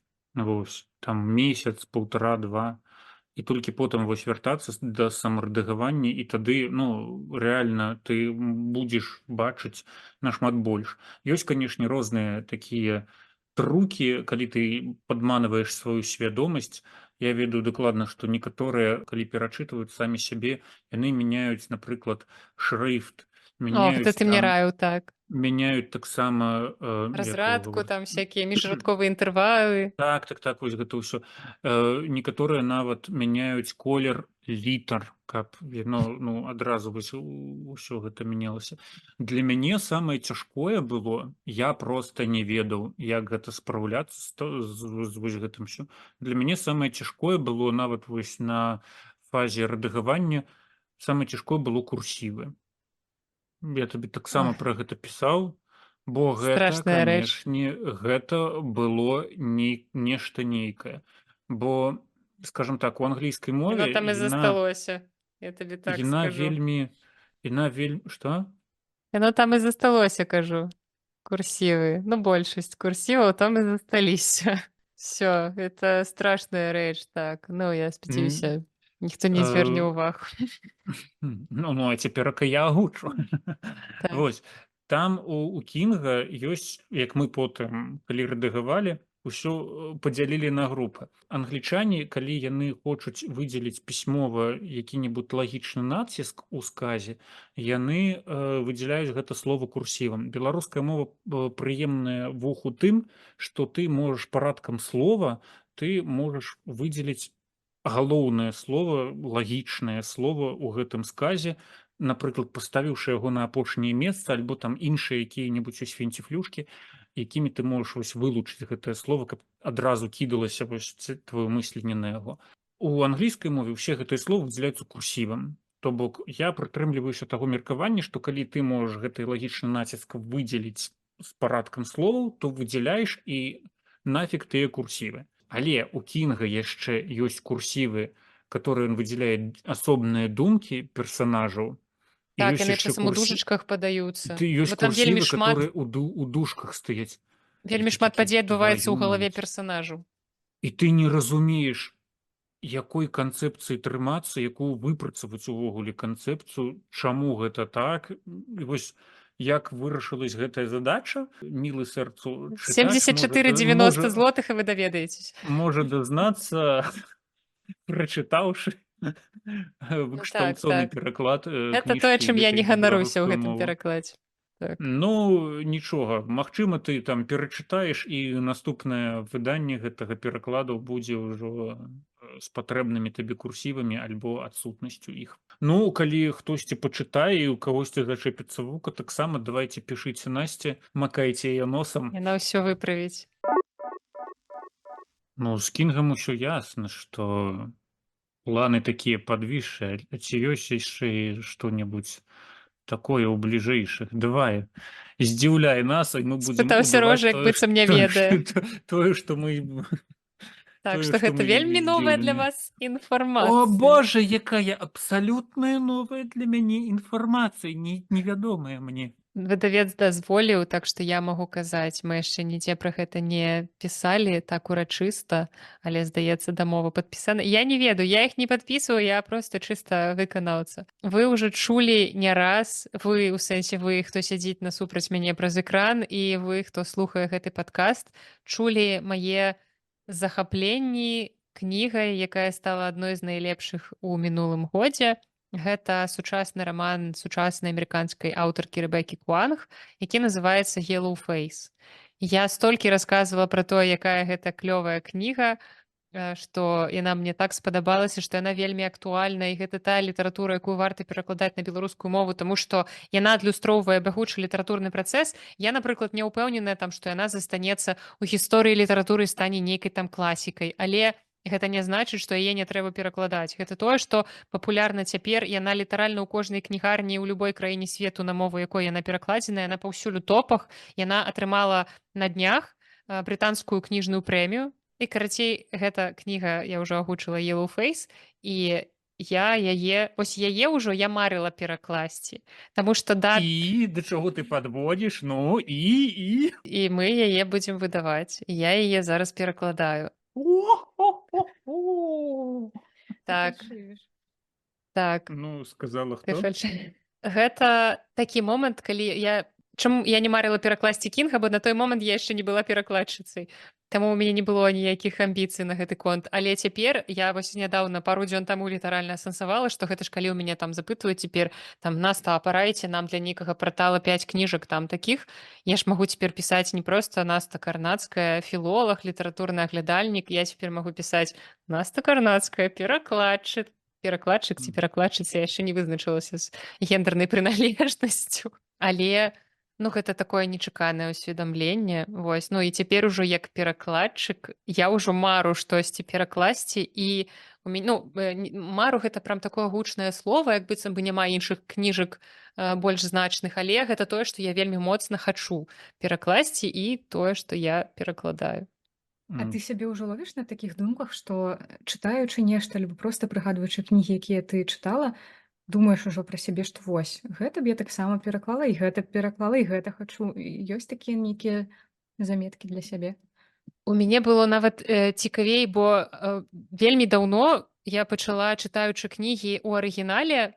Вось, гэта пачалося з таго моманту, калі я ўпершыню стала вось так нармальна свядома чытаць кніжкі па-англійску ці па-польску, на тых мовах замежных, якімі я валодаю. Я лавіла сябе на думцы, што цікава, а як бы я гэта пераклала, вось там нейкую фразу ў тэксце, нейкую гульню слоў. І я вось, не маючы перакладчыцкіх амбіцый, тады яшчэ не думаючы пра працу перакладчыка, я ўсё роўна думала пра тое, як бы гэта гучала па-беларуску. А цяпер сапраўды я ўжо пачынаю так выбудоўваць у галаве спіс твораў, якія б мне хацелася мець па-беларуску не проста, а мець па-беларуску перакладзеных мною. Трошкі пашырыліся гарызонты літаратурных амбіцый. І яшчэ перакладаючы Кінга, якраз вось, што я хацела сказаць пра тое, як адбываўся наогул працэс перакладу, вельмі парылася над перакладам нейкай гульні слоў. І дагэтуль у мяне такое змяшанае пачуццё наконт адной з галоўных рэчаў у кнізе гэтага слова рэдрам загадкавага, якое я не пераклала, і я проста пабачыла, што у многіх іншых перакладах яно таксама не перакладзенае. Перакладчыкі не сталі здзекавацца з Кінга, з мовы і прыдумляць нейкія смерты, як у рускім перакладзе. Але іншыя моманты, дзе ты знаходзіш нейкую удалую фразачку, яны прям так па-добраму цябе уздымаюць над сабой, скажем так. Вось. Але, карацей, так. Ты з Куанха ўжо працуеш ці? Так, я ўжо пераклала там. Не будзем казаць, колькі ты пераклала, але ты адчуваеш сябе, што ты зараз крыху на іншым узроўні, як перакладчыца, як майстрыха слова? Абсалютна. Я разумею, што там за адзін пераклад не магло адбыцца. Трэба зрабіць некалькі перакладаў, каб ужо адчуваць сябе нейкім супердасведчаным чалавекам. Але, прынамсі, самыя базавыя памылкі, як мне падаецца, я ўлічыла. Плюс я павыпісывала з сярожавых правак вельмі шмат нейкіх момантаў, на якія мне варта звярнуць увагу, таму што я разумею, што там гэта праблема, якая выявіцца ў наступных перакладах, і трэба яе за сабой адсочваць. Вось пра тыя ж паўторы слоў, нашы улюбёныя там гэта, гэты, такія рэчы нейкія. Гэта проста базавыя штукі для перакладчыкаў. І да чаго я гэта вяду? Да таго, што я сябе больш вольна адчуваю. Я гэта адчула ўжо ў канцы перакладу працы з Кінгам, і вось у самым пачатку Куанг, літаральна там на першых радках, калі я так выкідаем палову гэтых непатрэбных слоў, таму што там так было лепш. І мяне вельмі павесяліла, калі я адкрыла рускі пераклад. Вось, тут можна трошкі сказаць пра Yellow Face, бо на момант, калі я пра яго расказвала ў падкасце, яшчэ не было рускага перакладу. І наогул, Тут вельмі дзіўная рэч адбываецца з Рэбекай Куанг, якая спачатку, калі Стывен Кінг расказаў пра тое, што рускія ідзіце туды за ваенным караблём. Многія фантасты таксама гэта сказалі, што мы не будзем друкавацца на расійскім кніжным рынку. І Рэбека Куанг была ў ліку гэтых людзей, якія сказалі, што мы правы свае ў Расію прадаваць не будзем. А потым Рэбека Куанг такая пераабулася, і вось за апошні час Вавілон выйшаў па-руску і Yellowface выйшаў па-руску. І я прапусціла гэты момант, калі раптам яна вярнулася на расійскі кніжны рынок. Неяк гэта прайшло міма мяне, але Можа, трохі апошні такая год прыкладна атрымліваецца. Вавілон Ці калі выйшаў у там канцы «Вавілон» мінулага выходзіў? года, Ну, здаецца, Ну, гэта восенню. першае, а другое мы ж не ведаем умовы, якія былі падпісаныя. Магчыма, там былі Так, эксклюзіўныя правы на ўсе творы, там там цягам да вось 25-го наступных года, так. наступных 5 гадоў. Таму Таму я як бы стараюся тое, пра што гэта не выйдзе, думаць. Таму цалкам магчыма, што гэта без ейнага цяпер жадання, як бы трэба выконваць умовы. Так, Вось. тады гэта Ну, сумна. І вось выйшаў па-руску Yellowface са спазненнем на месяц, яны мусілі вось выйсці гэта дзесьці сумна, тое, што ён у выйшаў сярэдзіне па-руску сакавіка. такім, якім ён выйшаў. І гэта Гэта трындзец. Гэта зноў тая ж шарманка, тая ж Катрынка, як гэта гаворыць па-беларуску. Гэта, гэта тое, як ты казала пра рускія пераклады Стывена Кінга, тое ж самае Вось, зараз прыкладна той адбываецца. жа ўзровень, калі перакладчык лічыць сябе пісьменнікам. Гэта вельмі, карацей, ёсць у нас такая фразачка, якая гучыць як гэта шкодная філасофія, што ўсе могуць. Калі перакладчык вырашыў, што ён пісьменнік і вырашыў перапісваць тэкст. І я проста заржала літаральна на першым радку, калі у Yellowface радок гучыць як «The night I watch Athena Liu die», у ноч, калі я назірала, як Атэна Лю памірае, і проста з чаго раптам у сучаснай кнізе перакладчык вырашыў уставіць слова «канчина». В ту ноч, што я наблюдаю канчину Афіны Лю. Калі вы апошні раз ужывалі ў жыцці слова «канчина»? Як пажартаваў адзін чалавек, канчина — гэта тое, што ў галаве у перакладчыка. Проста як быццам бы вось гэтая фраза, і ўсё, ты перастаеш успрымаць гэты пераклад сур'ёзна. А далей вы сустрэнеце пераклад Bubble Tea як чаі з пузырькамі. Мы тут чаі з пузырькамі ганяем. Або проста нейкія можа быць, ён нядрэнны перакладчык, але блытаць слова ноутбук са словам лэптоп — гэта, па-мойму, нейкая проста база. Калі Так, вы яе раптам гэта, канешне, праблема. там пра выразы, вось зноў жа да чаго мы казалі пра прыказкі і прымаўкі, калі чалавек проста не да месца ўстаўляе прыказкі, і там у яе раптам птица не на бреющем палёце, што ты проста несёш. Я першы раз пачула такі выраз, проста птица не на бреющем палёце. Калі там у арыгінале нават, разумею, калі ты замяняеш фразеалагізм нашым фразеалагізмам нейкім, а там нават не было фразеалагізма, там была простая фраза, а ён вырашыў ставіць птицу проста на вось брэючым палёце. упрыгожанне рускага тэксту, каб ён чытаўся на брэючым палёце, скажам так. Ты зараз сказала пра Bubble Tea, і мне нават успомніліся тыя часіны, калі я з табой нават трошкі гаўкаўся наконт, як Кінг выкарыстоўвае вось гэты чоперсы і іншыя прадметы адзення. Вось ты дагэтуль не вывучыўся. Рэч у тым, што ў нас Сярожа абсалютна нямотнік. Ён не ведае, што такое чынасы, што такое... цяпер ужо ведае, што такое чынасы? Што такое чынасы? Ясна. Што такое лоферы? Карацей, ён мацюкаецца тут мне ў экран аднымі вуснамі, але проста для мяне было важна захаваць гэтыя словы, таму што, як я ўжо казала, Стывен Кінг вельмі крута апісвае эпоху. І гэта адзенне, якое адлюстроўвае тую эпоху. І, можа быць, для нас цяпер гэта хіпстарскія словы, як сказаў Сярожа, так іх называў, гэтую сваю хіпстату прыбяры. Але для іх таго часу гэта, як для нас цяпер проста джинсы, як для нас, не ведаю, Гэта кеды. зразумела, але з гэтым не ведаю, неяк трэба. Я не ведаю, Сярожа са мной дагэтуль не пагаджаецца, але я ўсё пакінула. У мяне ў перакладзе ёсць і чынасы, і слаксаў няма, і слаксы ёсць. Чынасы даклады ёсць. Я табе прапаноўваю варыянт, як гэта можна захаваць, але я не ведаю, што ты ўрэшце зрабіла, і не кажы мне, каб я не плакаў дома. Спачатку таму, а потым іншай. А потым, калі о 3:00 ночы табе патэлефануе Наста, ты будзеш плакаць зноў. Вось, і гэта клёва, калі паміж рэдактарам і перакладчыкам адбываецца дыялог. Няхай такі. Батл. Так, але, Цябе выратавала толькі адлегласць. І тое, Я, што можа я на быць, той толькі дзеля час я не мог гэтага заехаць у Шэнген. толькі дзеля гэтага, можа быць, і пераехала, Сярош. Гэта думалі, Магчыма, дзеля магчыма. пірожных soulmates, але насамрэч, каб быць падалей. Ну, Таму вось у такі цябе план, тады праца над Yellowface'ам. ёсць яшчэ што сказаць табе, Фейсам Uptable. Хачу сказаць дзякуй народу? чалавеку, які зрабіў магчымым тое, што я перакладаю Yellowface. Як А, ты той, не каго хацела нельга б называць. а ты б не хацела б расказаць саму вось гэтую, я не ведаю, структуру, як дайшло да таго, што Yellowface цяпер з'явіцца на беларускай мове, проста каб, магчыма, паказаць Так, людзям, што так магчыма. гэта такая важная рэч, якую трэба агучваць, таму што каб вы разумелі, што мы тут так весела, клёва абмяркоўваем новыя кніжкі, якія выходзяць, але трэба разумець, што гэта даволі складаны працэс і на выданне кнігі вось адзінаразовая трэба вельмі шмат грошай. Ну, в залежнасці ад кнігі, але на кожную кнігу гэта свае. Гэта траты, у якія ўключаюцца, калі гэта перакладная кніга, аўтарскія правы, ганарар перакладчыка, рэдактара, карэктара, вярстальшчыка, ілюстратара, карацей, процьма нейкіх рэчаў закладзена, плюс там арэнда месца на складзе пад наклад гэтай кнігі. І выдавецтва не заўсёды здольнае гэта вывозіць.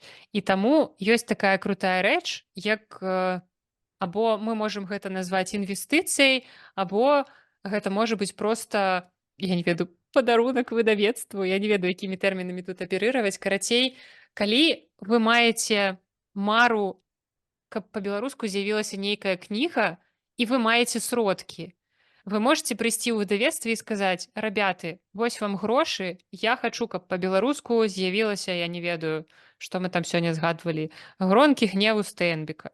І выдавец пачынае думаць: ага, ну гэтая кніга класічная, у прынцыпе яна не будзе шалёна там раскупацца, але яна паціху патроху будзе купляцца толькі таму, што гэта класічны твор, гэта нобелеўскі лаўрэат, зноў жа можна выдаць у нобелеўскай серыі, гэтак далей. І чалавек укладае грошы ў гэтую кнігу, ён можа ўкласці іх незваротна, то бок проста пабыць мецэнатам нейкага выдання. Ён можа за гэта папрасіць там: змясціце, калі ласка, маё імя ў кнізе, што гэтая кніга выдадзеная на сродкі там такога-сякога ці там такой-то кампаніі. Або гэты чалавек можа папрасіць, ну, ён робіць гэта не дзеля славы, а проста таму, што ён хоча, каб беларуская літаратура развівалася, у тым ліку там за кошт перакладной літаратуры. Або гэта можа быць інвестыцыя, калі вы ўкладваеце грошы, як быццам бы у вас выдавец пазычае гэтыя грошы, і потым ён мусіць вам гэтыя грошы вярнуць праз нейкі час. Але вы дапамагаеце выдавецтву на гэтым моманце, што яно не траціць свае абаротныя сродкі. У яго з'яўляюцца новыя ўліванні на тое, каб гэтую кнігу выдаць. Карацей, я такі сабе эканаміст. І вы такім чынам можаце самі выбраць той тайтл, які вам хочацца пачытаць па-беларуску, які для вас вельмі важны.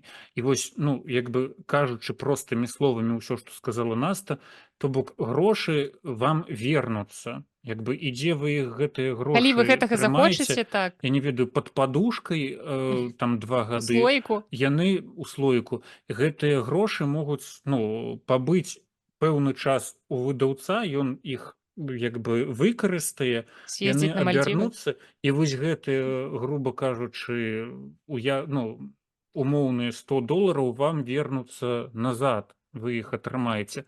Проста як бы Яны прынясуць карысць беларускай культуры. Вось, І вы вось. будзеце, нават калі гэта будзе інвестыцыя, а не проста незваротны падарунак, вы ўсё роўна можаце з гонарам казаць, што вы праспансіравалі беларускую культуру, праінвеставалі у яе, ну, і гэта вам пачуццё ўважэння, канешне, як сказала б Зінаіда Юр'еўна з кніжкі Камілы Цень.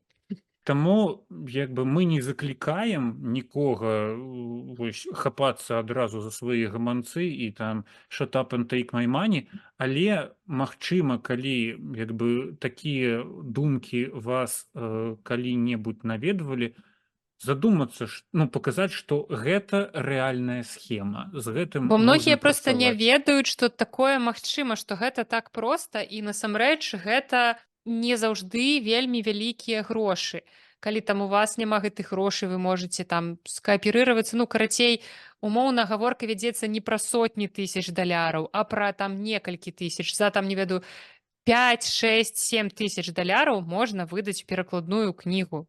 такую вось нармальную, ну то бок каб людзі прыкладна разумелі парадак цэн, каб не былі там шакаваныя, потым яны Вось. думалі, што гэта каштуе 500 баксаў, а тут М. не, трошачкі Таму больш. тут я не ведаю, магчыма, людзі, фізічныя асобы, юрыдычныя асобы, фірмы якія-небудзь. Калі у вас ёсць такая ідэя падтрымаць, ну чаму б і не. Так, Вось. звяртайцеся ў любое выдавецтва, я нават не кажу, што трэба бегчы да нас. М. Проста калі ў вас ёсць сентымент да пэўнага выдавецтва, вам падабаецца, што яны робяць, як яны робяць, у вас ёсць узор, вы хочаце, каб там ваша Калі ёсць кніга вашай сентымент мары да выйшла. пэўнай кнігі, вось гэта трэба Так, так, сказаць, так. которую вы Вы даўно можете хацелі звярнуцца пабачыць там. у некалькі выдавецтваў, таму што зноў жа там парадак цэн можа адрознівацца. Ну, карацей, тут няма закліку ісці інвеставаць канкрэтна ў выдавецтва Янушкевіч. Я кажу, што наогул можаце спрацаваць на карысць беларускай літаратуры ў прынцыпе, таму што, як мы ведаем, Вось, ну перакладная літаратура гэта Мгм. таксама важна. Вось і мы адкрылі чарговы сакрэт, як усё працуе у Як усё нашай проста працуе. як усё проста працуе, як у нас всё уладкавана ў нашай такой-сякой беларускай рэчаіснасці. Вось я не ведаю, хочаце што-небудзь сказаць яшчэ? Просто мы хочам так з настрай завершыць вельмі прыгожа, бо скажем так, мы як людзі неабыякавыя, спадзяюся, да цябе, мы ж так цябе Спадзяюся. я сказаў спадзяюся ці не спадзяюся, неважна. Нет, Карацей, что ты спадзяюся. мы ж так ці іначай цябе так толкам і не павіншавалі з такім вось вялікім дасягненнем у тваім жыцці. О, Таму боже мой. дзелка ты наша, мы тебе віншуем з тым, што нарэшце ты у свой радок біяграфіі упісала новае слово, на П начинается. На геракладчык заканчваецца. На чы. Нет, на А. На- Таму як бы віншуем, жадаем табе таксама вельмі шмат розных цікавых праектаў, каб у цябе вочы заўсёды гарэлі, каб заўсёды там рукі на руках былі Дрыжалі, мазалі. ад клавіатуры і як бы чтоб у цябе заўсёды твае думкі, трапныя думкі заўсёды прыходзілі ў час, каб ну не ведаю, каб твае любімыя тайтлы да цябе даходзілі і каб прапановы прылеталі і І грошы прылеталі. былі. І грошай табе цэлае мора, каб купалася, каб захлыналася гэта не грашыма, каб адплёвала прама. Як Скрудж Макдак. Боже, гэта быў незапланаваны момант у падкасці. Так, ребяты, вам дзякуй, таму што без вашай падтрымкі Ты сядзіць маўчыць, галавой ківае як сабачка на. яна згодная з Не, не папярэднім ківала. прамоўцам. Я ж, ну, Ну, слёзы пацяклі, боже мой. Але ну проста каб вы разумелі, вы слухачы, што гэтыя два чалавекі зрабілі вельмі шмат для гэтай кнігі у плане менавіта тэхнічным працы над кнігай, але і ў плане проста вывесці мяне ў гэты перыяд, калі я перакладала. Вось яны вельмі шмат для мяне зрабілі. Падтрымка заўжды неацэнная. І таму для мяне было важна першы выпуск пра гэтую кнігу, прысвечаны гэтай кнізе, зрабіць менавіта з гэтымі людзьмі, якія былі побач, нягледзячы на тое, што паміж намі зараз так шмат кіламетраў, але кніжачка да іх даляцела, я пастаралася, як быццам бы гэта ад мяне Максімальна залежала хутка. максімальна Максімальна аператыўна. Так, і я спачатку думала, што можа быць вы першыя ў Беларусі, хто трымае гэтую кнігу, але потым мы прыйшлі да высновы, што можа быць былі людзі, якія паспелі хутчэй даехаць з кніжнай выставы і не ў аўторак, таму я буду думаць, што вы былі першыя. Так што У любым Э, выпадку у нас самые Соус эксклюзивные подписи от себе, так что Ну так. Так, вось. Таму дзякуй, што былі са мной у Зараз я гэты заплачу. год. Не плач, Сярожанька. Я цяпер магу называць Сярожу калега. Абы не калекам. Ну, это залежыць ад тваіх паводзінаў, але стала на прыступачку трошкі вышэй да цябе. Вось, так што дзякуй, што былі са мной, пакуль я перакладала, што былі са мной сёння. І што вы, слухачы, былі з намі сёння. Я спадзяюся, што гэта незапланаваны выпуск Анягожа будзе для вас сюрпрызам, бо выпускі падкаста я не думаю, что это выходзілі будет приемлемо. пэўны час. Мгм. Так, бо пару тыдняў не было. Мы знарок чамусьці не абмяркоўвалі саму кніжку, сам сюжэт гэтай кніжкі. Не ведаю, мы просто Ён даволі зразумеў, тут же хутчэй хацелася паговорыць пра сам працэс, так, не і пра мне здаецца, вартасць мы кнігі. просто аджылі гэтую кніжку, кожны Некалькі разоў чытаюць. кожны Кожны па-свойму, па-свойму. Так. і таму як бы ну Я нават не ведаю. Ну, я думаю, Ну, што я запішу яшчэ асобны выпуск, дзе раскажу пра асаблівасці гэтай кнігі. Наогул проста мне б хацелася для людзей, якія ніколі не чыталі Кінга, бо думалі, што гэта ну фу, Кінг это такое мы такое ніч просто рэальна быў Мгм. чалавек на выставе, калі мы там разглядаў кніжкі, мы паказалі, што вось Кінга можете паглядзець і рэальна гэта была супер снобская інтанацыя. Типа я такую літаратуру не чытаю. Ну, не чытай, не Я просто чытай. згарэла ў гэты момант трошачкі, але ветліва сказала, А, што ну вось можаце вам паглядзець, вось там ёсць рэмарк, можаце пачытаць рэмарка. Боже мой, як яна прынізіла рэмарка. Вось. Я люблю Просто скажем рэмарка, так, не трэба. мы дараслі ў гэтай кніжкі да таго, што ну, для нас вельмі банальна абмяркоўваць сюжэт гэтай кніжкі. Як бы Так. нас Хто каго цікавяць забіў, зусім хто каго іншыя дробязі. сякерай. Як бы. І гэта Так. круто, што вось у гэтай кніжцы мы падышлі зусім вось з такога мануфактурнага гледзяшча. Магчыма, гэта Рамесніцкага. будзе рамесніцкая. Магчыма, гэта будзе таму ці іншаму слухачу нават цікавей паслухаць, Мгм. чым вось нашае стандартнае Так. абмеркаванне. Ну а калі ў вас засталіся ў вас слухачоў нейкія пытанні наконт таго, як ну калі вы не пачулі ад мяне яшчэ штосьці, што хацелі б ведаць пра пераклад, пра працу над кнігай, то можете задаваць мне гэтыя пытанні, і калі я можете пісаць на пошту belleetpost@gmail.com, калі вы чытаеце кнігу і таксама хочаце штосьці напісаць, то таксама згадвайце, будзе асобны выпуск дакладна, дзе я раскажу пра твор яго асаблівасці, ну і там дадаткова тады паадказваю яшчэ на гэтыя вашыя пытанні. Таму дзякуй усім, хто сёння быў з намі. Спадзяюся, наступныя выпускі падкаста будуць выходзіць. Як вы разумееце, проста мне трэба было пражыць гэты час, каб Кінг выйшаў спакойна, і таму як бы не было столькі сіл на падкаст. Але цяпер як быццам бы на нейкай эйфарыі, а потым лёгкай такой дысфарыі, калі гэта адчуванне скончыцца, я ўжо змагу далей нармальна адэкватна Боже, зноў працаваць. нон-фікшн пайшоў. Так, так, твоя улюбёныя псіхалагічныя тэрміны. Все, дзякуй, што былі з намі. Мы з вамі сустрэнемся ў кніжным клубе Анягош. Я спадзяюся хутка. І Напомним про яго, нагадаю каб мы не пра забылі. кар'еру Мікадзіма Дызмы Тадеуша Даленгі-Мастовіча, кнігу, якую мы будзем абмяркоўваць на наступнай сходцы. І цудоўнага Эгэ. вам лета. О так, яно ўжо зусім хутка. Мяркую, што гэты выпуск выйдзе ў першы дзень лета, тады наогул. Ідэальна.